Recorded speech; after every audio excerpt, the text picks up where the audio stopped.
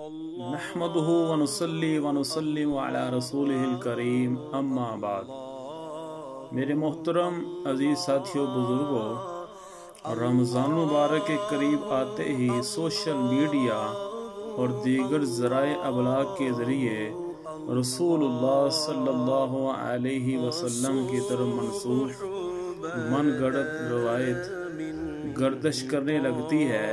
کہ جس نے سب سے پہلے رمضان کی خبر دی اس پر جہنم کی آگ حرام ہو گئی۔ یہ من گھڑت حدیث ہے اور یہ موضوع روایت ہے اور یہ بالکل جھوٹ کا پلندہ ہے، اور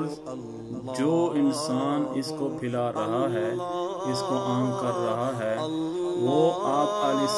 السلام کی اس روایت کو مد نظر رکھ لے جو کہ صحیح بخاری میں موجود ہے۔ فرمایا کہ من کذب علی متعمدا فلیتبوأ مقعدہ من النار، او کما قال علیہ السلام، جس نے مجھ پر جھوٹ بولا وہ اپنا ٹھکانہ جہنم میں بنا لے۔ لہذا یہ روایت نہیں، اور آپ علیہ السلام کی طرف بعض لوگ منسوب کر رہے ہیں، وہ اس وعید کے مستحق ہو رہے ہیں۔ لہذا مہربانی فرمائیں اور ایسی کوئی حدیث نقل نہ کریں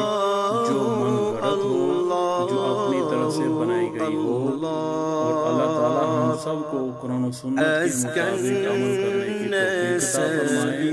اور علماء کرام اور مفتیان اعظام کے بتائے ہوئے طریقوں کے مطابق عمل کرنے کی توفیق عطا فرمائے۔ وآخر دعوانا الحمد